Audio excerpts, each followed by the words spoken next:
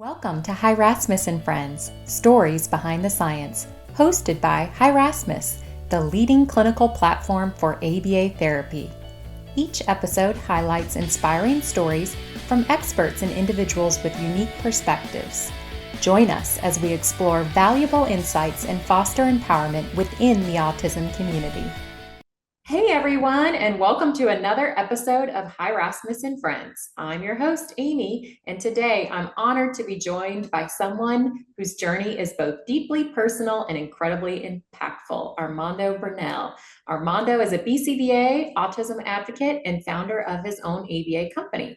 Diagnosed with autism at age 3, he brings a unique and important perspective to the field, challenging assumptions, sharing powerful insights, and always keeping the focus where it matters most, on the child in front of you. We'll also talk about his newest role of becoming a father and how it's shaped his work and his perspective. So welcome, Armando. How's it going today?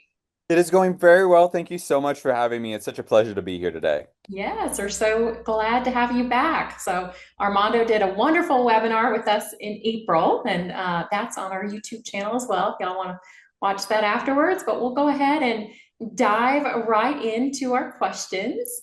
And so for listeners who may not know you yet, can you share a bit about your personal story and your autism diagnosis journey? Yeah, absolutely. So I was diagnosed at 3 years old. Doctors told my mother that I might as well learn sign language because I was never going to be able to speak. Wow. And if that's the case, I wouldn't be on this podcast today with Mhm. you, being able to tell my story. And so my mother at that time, this was in the early 90s, looked at my sister and my father who were in the room and jokingly said, I don't know what that doctor's talking about. That boy's not living with me past 18 years old. I And love and that. when that yeah, absolutely. And with that kind of mentality, right, it really led her to be motivated to try and find a way for me to become independent. Right? For someone to that didn't even know me to tell my mother that my life was over before it began, that I was not really going to be able to accomplish anything, that was just not a pill that my mother could swallow. Mhm. And so we didn't have money for ABA therapy, applied behavior analysis therapy at the time. This was in the 90s where it wasn't really accepted by most insurances. And so what we did have access to was the free public library. And my mother was able to find books about autism, and more specifically, a book about an individual on the spectrum that would go sailing with his father. And one day, the father couldn't find his boat, and they were really panicky and they were worried about where their child was. And they saw that the child had taken the boat himself out into the water. And through a lot of coaxing and persuasion, the father was able to bring his child back. But my mother took that story and understood the idea that if this child can take a whole sailboat out into a water, then why can't my son accomplish really great things as well? And through that kind of passion and motivation, she was able to support me along with my sister, my mother, excuse me, my father. And eventually I became a special education teacher, where I was able to work in several school districts here in Houston, Texas. And in that point, though, I met a lot of parents that were being told the same things my mother was, that their child's life was over, that there wasn't anything they can do. And so I used that for my own motivation to find out new ways of supporting individuals on the spectrum, eventually becoming a board certified behavior analyst. And I speak a little bit further into that viewpoint through another podcast, Behavioral Observations by Matt Sikoria. Cool. And after becoming a behavior analyst, I then decided to start my own podcast in 2020, called A Different Path. I always jokingly say I think a lot of people started a podcast in 2020. There was something crazy going on then. And then afterwards, eventually coming up with the idea with the help of my sister to create my company, Autism International Consulting. We are the only autistic-owned ABA company in Houston, Texas, one of two in the entire state of Texas, where we support all ages. We take all insurances, including Medicaid, and we also provide in-home, in-clinic, and international and in-national consultation to businesses and other ABA facilities across the world. I love that. Very impressive. So let's kind of rewind a little bit. What were some of the biggest challenges that you faced growing up on the spectrum? Honestly, it for me, it was definitely the communication aspect. The communication was always difficult for me. I when I was younger, and so I'm told by my mother that my abilities were more so through sounds. And so I would say things such as bizz bizz for bug or choo choo for train, different kinds of just noises that I felt like either animals or toys or things like that would make. A lot of the times my parents would say that I did have a sense of humor, but they couldn't understand a word of what I was saying because I was really just more so babbling at a time and making my own self. I would do the gestures for laughing and things like that. And as I got older, it turned from the communication aspect where I was able to learn how to speak into a challenge with social cues, a challenge with social dynamics, which to this day I still have trouble with. There are a lot of situations where I'm really confused on what to do next or what to say next, and so I have a lot of anxiety that couples with that. And a lot of the times now I'm married, as you had mentioned, I have a child now. But I rely a lot on my wife, where I'll tell her about certain situations I was either in or I'm currently in, and she'll help me navigate those social issues as well, even to this day. Awesome.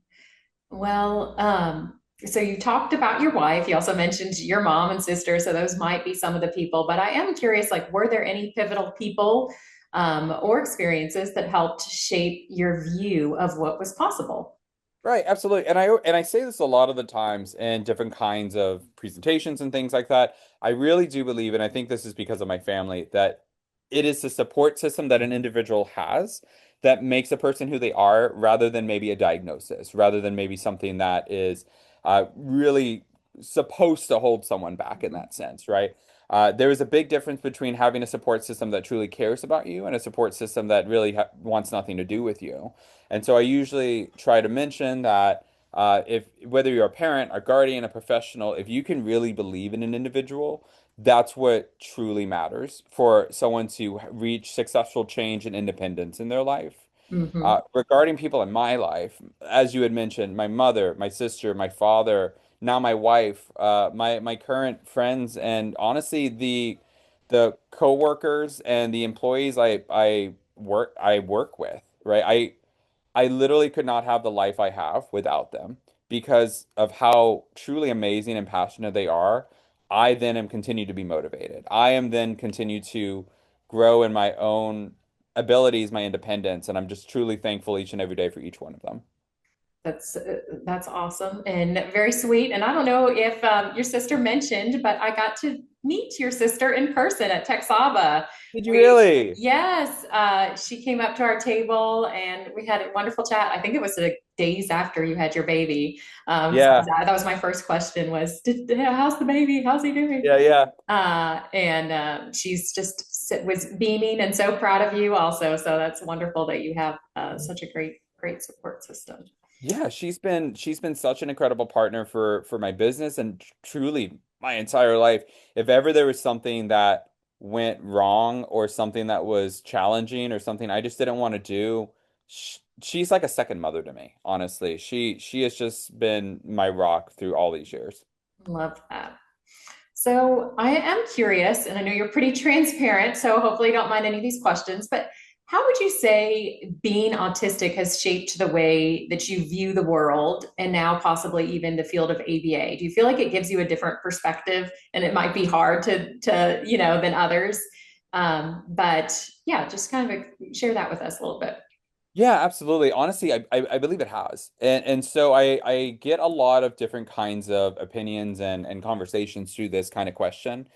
So at Autism International Consulting, as mentioned, we're the only autistic known ABA company. And that comes with a couple of caveats. So I have some individuals that say, "Oh my gosh, you're such an inspiration. That's so incredible." And I'm so thankful for that, right? Hmm. But for me as an individual and now as an owner of a company, what is difficult for me is that I shouldn't be the only autistic owned ABA company. There should be a lot of other individuals like myself that own these kind of companies Hmm. because truly, if we're working with autistic individuals, we don't want to talk about them. We should have them at a seat at the table. We should have those kind of conversations with them, make them our partners in these kind of conversations, right?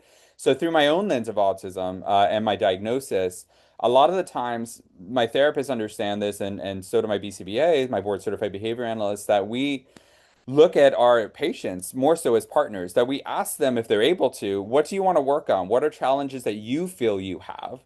that we can better support you in. And we believe that once you have that kind of buy-in with your patients, Hmm. things go a lot more smoothly. Because a lot of the times, as many of your professionals that listen to this may know, is that a lot of behaviors come up because of lack of functional communication, lack of ability to self-advocate. One of our core values at Autism International Consulting is self-advocacy.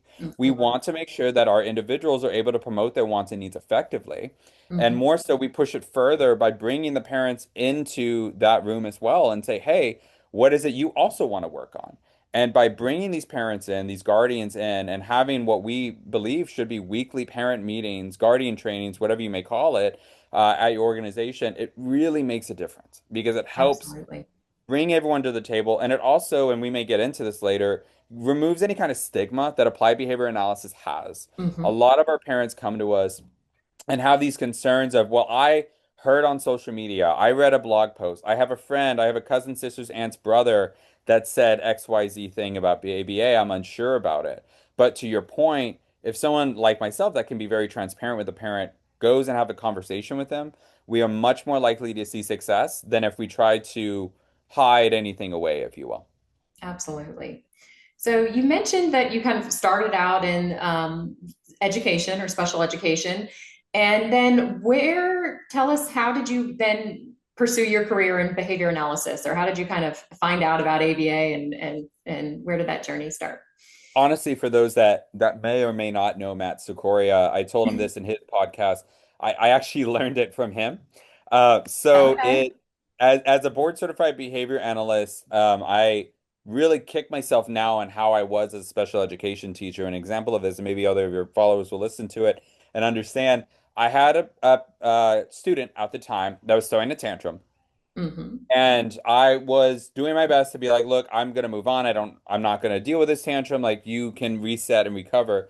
And then all of a sudden this child looked at me, looked at my desk with all of my personal belongings, looked at me again, looked at my desk, and then went over there to try and throw all of my stuff. And I immediately was like, no, don't do that. And any behavior analyst at this point may say, well, possibly the behavior was because of attention. And what did I just do? I gave him attention. Yeah. And at that moment, I realized there has to be more than what I'm doing. There has to be more knowledge out there that I can do to better support this child. And so I was looking up just different things on Google, and search engines and trying to find things. And that's where I found that Behavioral Observations podcast. And I was like, well, that's a really cool Wow. name. And I looked it Yeah. up, heard Matt speak with his guests at the time. And I was just really inspired. I said, this is it. This is what I need to do and what I need to learn. And maybe a couple of weeks later, after listening to a few of the episodes, I found a program near me that was online. And I'm from Texas A&M University. I got my bachelor's and my master's there. Okay. I joined that wonderful program, and then the rest is history at that point. And then I became a board certified behavior analyst after a couple of years of training. That's awesome. So once you became a BCBA, then what inspired you to start your own ABA company? Were you still working in the schools or working for someone else, or how did you get Yeah. to starting your company? Yeah, absolutely. So I was working in the private sector for a Okay. couple of different companies at that time, and things were going well. But again, with that, what was happening was I was having parents still tell me I can't do much with my child, and I was supporting them, and it just really dawned on me that my caseload at the time was maybe 8 or 10 kids, and I Hmm. said, okay, I can make a difference with 8 or 10 kids, sure, but I want to help out more. There are so many people, when you look at the ratio of how many kids now from the CDC's expectations are being diagnosed with autism, there are quite a few more than 10, as an understatement, that are being diagnosed that are needing help. And I figured, along with my sister, who saw me growing up, that if we can help out more kids with their diagnosis, more parents with this, and get them through this process, much like how we had to grow up with it, Hmm. we can really make a significant change. And we have been so thankful and honored that the community that we live in has supported our growth and has supported us as an individual company to really better support these individuals that we're currently serving now. I love that. So were there any major surprises or lessons learned along the way that you want to share? Oh yeah, yeah. I said this once before, and I think maybe just to my sister. And the biggest surprise, I guess, for me as someone, and I'm relatively young, right? I've never done a company before. This is my first Hmm. one, kind of thing. And it was the expectation that everyone has for me to know, or for me and my sister to know, everything there is to run a business. And have to be really quick and either if I don't know something, learning it very, very quickly and adapting very quickly. And so I have now, thanks to this business, become a quote unquote expert in fire safety management, any kind of procedural safeguards, Houston's guidelines for creating a business, what it means to rent a building or purchase, purchase different aspects of it, how to really support the growth of a registered behavior technician, how to maintain retention and what profit and loss charts are, things of that nature. And it's been a wonderful experience because my sister was an original creator of a company called Texas Autism Academy, which is a nonprofit here in Houston, Texas. She was one of three individuals that created that company at the time. So I had her, which I was very fortunate and lucky to have. Hmm. But really, that was a big challenge. And I mean, to this day is because I don't know what I don't know until I'm actually a part of it. And we've been rather fortunate, I believe, to have one another to bounce ideas off of. Awesome. So, how would you say that your personal experiences have influenced your clinical decision making and your leadership style? Yeah, I think what has been very helpful for me, along with that diagnosis, is the belief that kids just need to be kids every once in a while. And we may serve teenagers and adults, but primarily our area is going to be that early intervention, right? Hmm. And we see a lot of kids in that early intervention stage. But what we see a lot of the times is unfortunately, some of these individuals or the parents have discussed how they've had to live through some certain stereotypes of ABA, that they were asked to have their child conform rather than be children. And so even some of my therapists may say, "Oh, I don't think he should go backwards on a slide. I don't think he should be running right now in this certain area." And I'm like, "Okay, but he's 3." Or, when is he going to be able to do those things ever again? And it's such a huge deal for us to not look like a clinic per se, right? We're not very uh white coats and nothing on the walls kind of clinic. We're more of we have a bounce house, we have virtual reality, we have Nintendo Switch, all of which are used for social engagement and practice. And because of that kind of mindset of we're trying to just have these kids have fun, we don't want them to not want to be here. We believe that we're only around because these children want to be here.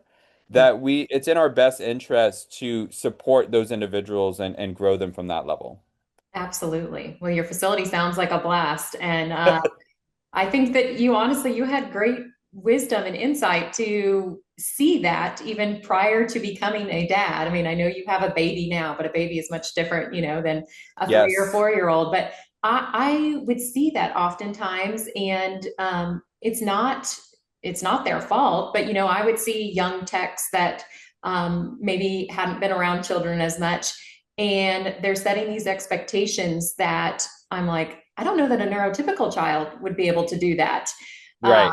So it is such an important point that they are children and they do need to play. And we do need to look at the expectations of, these therapy goals and making sure that everything is age appropriate and the environment that we're setting and all that. So, Right, right. yeah. And you can do that. You can do both, I believe. I think that's sometimes difficult for some, maybe practitioners, to know that, okay, well, insurance or whatever it may be is asking us for certain things. You can accomplish insurance goals and have fun at the same time. And not just from the patient perspective, but also the therapist perspective. Hmm. If you're able to just kind of not, I don't know how to say it, but not be professional, but also be very casual and relaxed, Hmm. your therapists are going to pick up on that. I've been very thankful in the sense that because I am owner, I'm able to set the tone, the atmosphere for my clinic, that we're able to see not just happy patients, but also happy therapists, that they do want to come to work, that they do want to have fun and play, that we can have certain kinds of favorite days, splash days, movie days, things like that, with real ABA kind of practices put behind it, Hmm. for a general setting, if you will, in that way. Absolutely.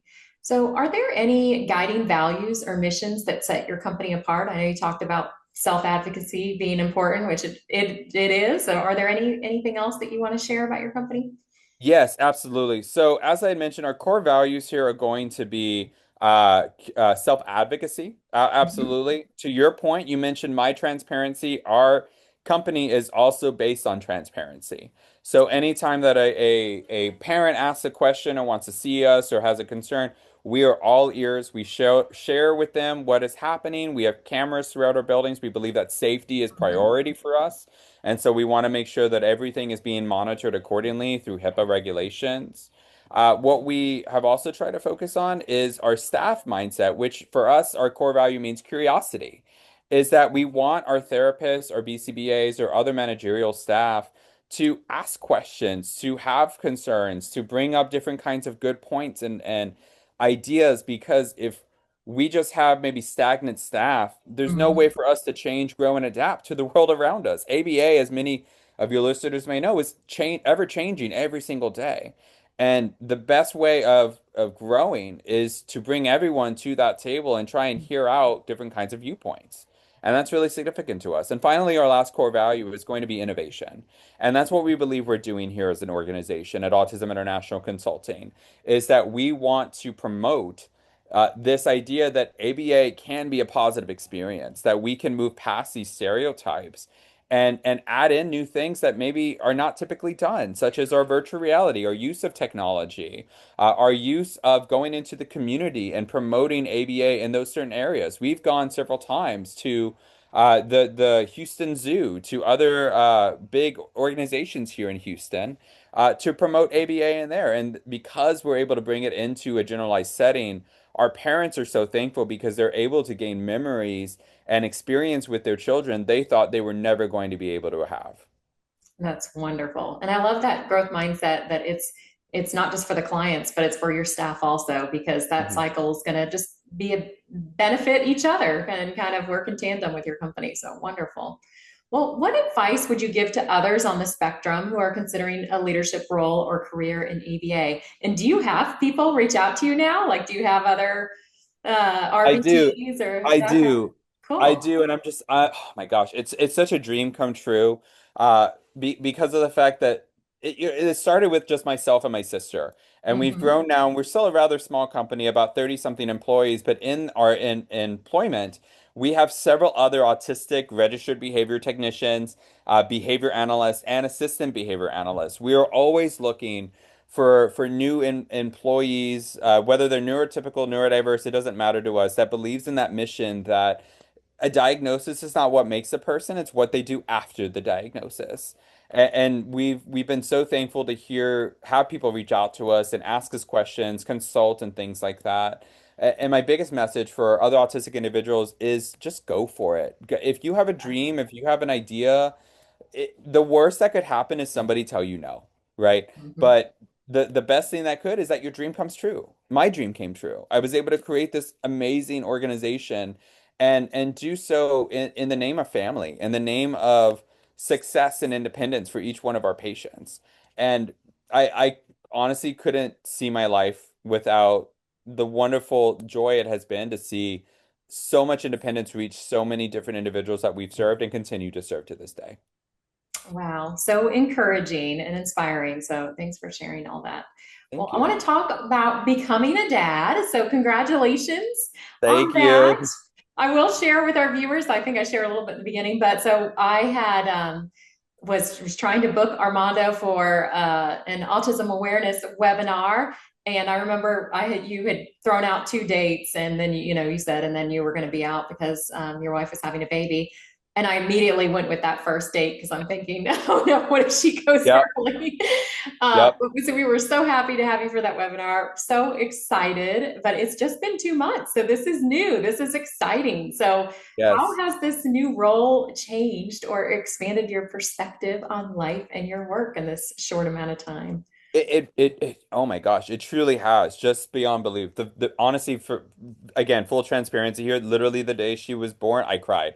I didn't expect to Oh, cry. I cried, and it was just the most beautiful experience I have ever been able to be lucky enough to be a part of. With my own perspective, 2 months, she is already such a completely different baby than what she was as a newborn, and it's so hard to believe how quickly this time has passed and how quickly she has already developed XYZ kind of milestone that is at that point.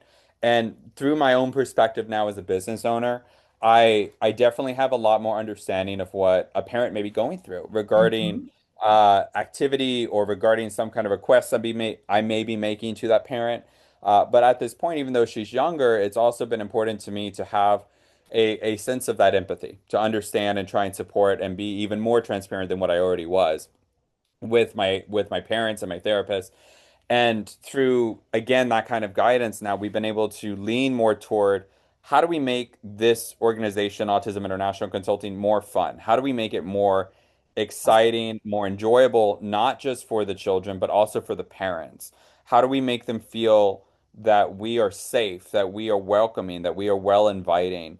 Because now, as a parent, I can understand I don't want to leave my baby with just anybody. And so we've really opened that door again to the innovation aspect of our core values to try and promote as many kinds of open-ended parent trainings as we can. So as an example, we've started quarterly parent meetings where it's a group setting where we invite all of our parents together to just be able to have coffee and donuts, and one of our BCBAs provide some kind of presentation. And the last 10 minutes, they can just collaborate and talk because it's hard being a parent, but if you can have other supporters or people in your tribe, much like those that may have the same experience as you feel motivated. You feel more capable of accomplishing things, and so that's been a really significant change for me. And every day I'm thankful for my daughter and my wonderful wife to have I've been able to support us as they have. Wonderful. You're going to have to, after this, send me some pictures so I can see. Yes, yes, absolutely. So, what was it like preparing for fatherhood? I know, you're obviously managing a business, active in the ABA space. So, kind of let's rewind a little bit before she was born. What was that like? Sure. It's we are a rather young company, and so what has been really significant to us is promoting safeguards, promoting different kinds of policies and procedures that either can be put in place when we decide to open a second clinic, but Hmm. also can be put in place for situations like this, where maybe I had a child and I needed to be away for several weeks. It can be as anyone that's listening is a possible first-time business owner or a new business owner, it's scary to leave what is essentially also your baby alone by themselves, Hmm. right? But being able to have people that you can really, really trust is so significant. I have wonderful behavior analysts that I trust with everything that I believe are doing a phenomenal job.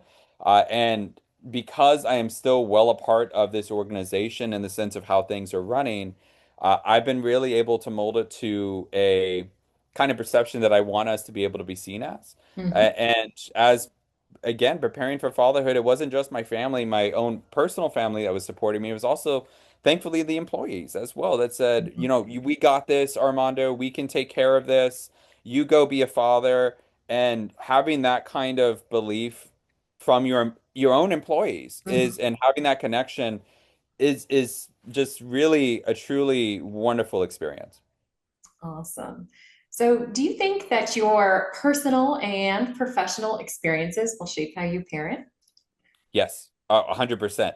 I, I joke with my wife as well that we feel it is very unfortunate for my daughter that she has a behavior analyst as a father because any kind of tantrum or anger she may have, I'd be like, you're doing it for XYZ reason. I got you. I know what to do now, and that kind of situation. But it's important as well to still see her very much as a kid, right? Hmm. And let her make mistakes, let her have these situations come up for her so she can learn. My wife says that even though I am a behavior analyst, that she'll probably have me wrapped around her finger, and honestly, that's probably true. But it's still important because with my experience, I've been able to support my wife, who isn't a behavior analyst, understand how to uh, grow and work through any kind of challenges that my daughter, has already provided us with. Absolutely. So, what surprised you the most so far about becoming a parent? That's a really good question.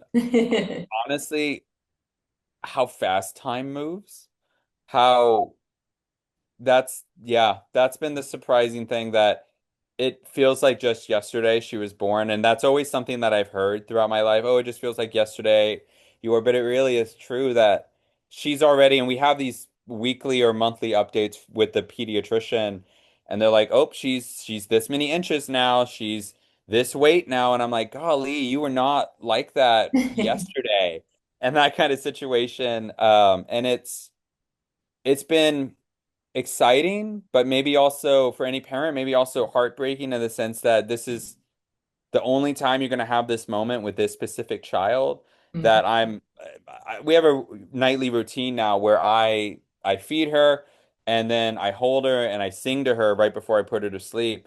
And she's on my chest and she maybe goes from my like chest down to my upper stomach. And one day she's not gonna be that. She's gonna be bigger. She's gonna, obviously not want that kind of experience anymore. And it's exciting because it's unlimited future and potential for her, but it's also like I'm gonna miss those moments at the same time, if that makes sense. Absolutely. But I wouldn't trade it for anything. She's been such an incredible gift to my life. I love that. So, it's one message you hope listeners, especially clinicians, caregivers, or others on the spectrum, can take away from your story. Yeah, I think something that I hope everyone understands and learns is that we need to look at our patients and the individuals that we're serving as partners rather than just another kid or another patient. That we are ideally not meant to be in these patients' lives forever. Hmm. We're here for maybe 6 months, a year, 2 years, whatever it may be, to provide them with the skills they need to be independent and successful, rather than keep them 5, 10, 15, 20 years down the road. They need to be able to interact with their neurotypical peers, have memories, have excitement, experiences that don't involve us. Hmm. Uh, and a question typically I bring to people to just resonate on is any day that you're working is ask yourself the question, did I do a good job for my patient or did I do a good job for my company? And what we need to ensure is that we're answering that we've done a good job for our patient because at the end of the day, that's who we're serving and that's who we need to really promote independence with. That is a pretty powerful statement. And I love that the owner of the company is saying that. So, where can people learn more about your company? Where can they? Yeah. Yeah, absolutely. So we have a couple of ways. So you can contact us on our website at autismintl.com. We also have an Instagram where you can follow us at autismintl, where you can also message us. And finally, if anyone would like to email us, you're welcome to email us at autismintlconsulting@gmail.com. Thanks for sharing that. So, at Hirasmus, our slogan is focus on the child in front of you. We like to end every podcast by asking our guests to think about their own children. So, Armando, how do you keep the focus on the daughter in front of you in this busy world? Yeah, it for me, it's understanding, and honestly, I saw this on social media recently, and it really resonated with me, and I've done my very best, is that every day that you live now is just another day for you. But every day for your child, that's their childhood.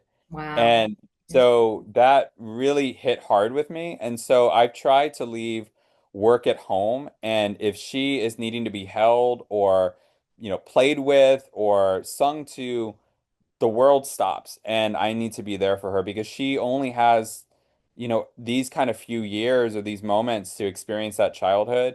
And one day, a little Mormon, I may be long and gone, but maybe one day she'll remember that I held her on my chest and sang to her that night. And that may get her through a hard experience. And that really means the world to me if I can be there for my daughter, no matter what.